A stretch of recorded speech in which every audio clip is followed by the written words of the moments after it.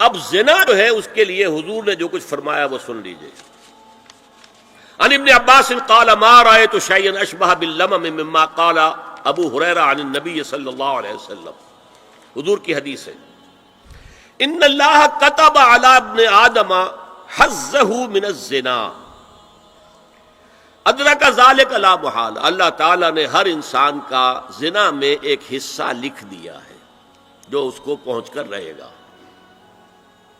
فزنا العین النظر، آنکھوں کا زنا ہے نامحرم عورت کو دیکھنا، یہ بھی زنا ہے. اگر زنا کو روکنا ہے تو یہاں پر بھی قدغن لگے گی. ایک جگہ آیا ہے حدیث میں النظر سہم، یہ تیر ہے. یہ نظر جو ہے نگاہوں کے تیر، یہ تو آپ شاعری کے اندر بھی اور گانوں کے اندر بھی نگاہوں کے تیر سنتے ہیں کہ نہیں سنتے؟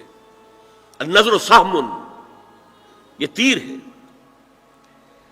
وزنا اللسان النطق یا منطق، زبان کا زنا ہے کسی عورت سے گفتگو کر کے چٹخارے لینا.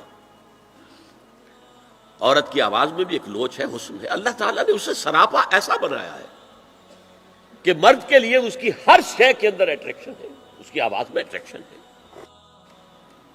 والنفس تمنا و تشتہی، اور باقی رہ گیا نفس، وہ تمنا کرتا ہے کہ اب میں اس سے آگے بھی بڑھوں اور زنا بھی کر لوں. والفرج یصدق ذلک کلہ او یکذب، لیکن یہ ہو بھی سکتا ہے نہیں بھی ہوتا، لیکن یہ زنا تو کر چکا نا. کان کا زنا اس نے کر لیا، آنکھ کا زنا اس نے کر لیا، زبان کا زنا اس نے کر لیا. اس کو زنا کی تعریف میں لائے. ایک اور روایت ہے جو مسلم میں ہے، عن ابی ہریرہ کتب علی ابن آدم نصیبہ من الزنا مدرک ذلک لا محالہ فالعینان زناہما النظر والاذنان زناہما الاستماع واللسان زناہما الکلام والید زناہا البطش والرجز زناہا الخطأ والقلب یہوی وتمنا. یہ زبان کا بھی زنا ہو رہا ہے، کان کا بھی زنا ہو رہا ہے، ہاتھ کا بھی ہو رہا ہے. کہیں لمس کیا ہے عورت کے جسم کو، ہاتھ ملایا ہے اس سے، اور چل کر کہیں جا رہا ہے دیکھنے کے لیے، یہ پاؤں کا زنا ہو رہا ہے. یہ ہے زنا کی شکلیں جو محمد الرسول اللہ صلی اللہ علیہ وسلم نے بیان کی. تو زنا کا روک تھام، زنا کی جو ہمارے معاشرتی اہداف کے اندر بہت اہم ہے، بہت اہم ہے، بہت اہم، ورنہ معاشرہ ٹوٹ پھوٹ کا شکار ہو جائے گا. میاں بیوی میں اعتماد نہیں ہے، بے اعتمادی کی فضا میں اولاد جو پلے گی اس کی منفی نفسیات ہوں گی، کبھی مثبت نفسیات نہیں ہو سکتی.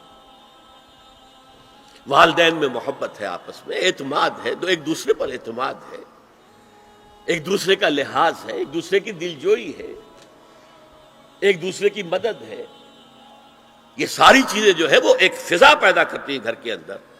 وہ ایک نارمل، ایک صحت مند فضا جس میں کہ نئی نسل پروان چڑھے گی تو وہ ایک پازیٹیو اور مثبت نفسیات لے کر پیدا ہوگی. اچھا، اور دیکھیے اس میں کیا کیا کچھ حضور کی طرف سے آئے ہیں. حضرت جابر ابن عبداللہ فرماتے ہیں من کان یؤمن باللہ والیوم الآخر فلا یخلون بامرأۃ لیس معها ذو محرم فإن ثالثہما الشیطان. رواہ احمد.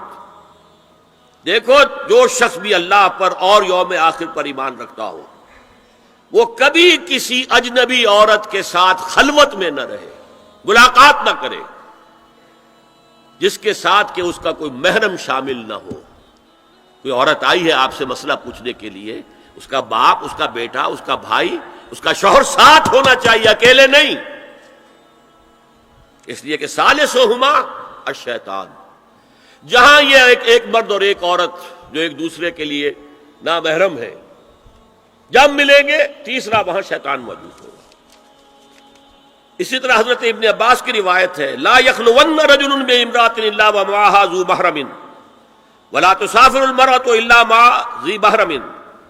کوئی مرد کسی عورت کے ساتھ خلوت میں نہ ہو، اکیلے نہ ہو، مگر یہ کہ اس عورت کے ساتھ اس کا محرم موجود ہو.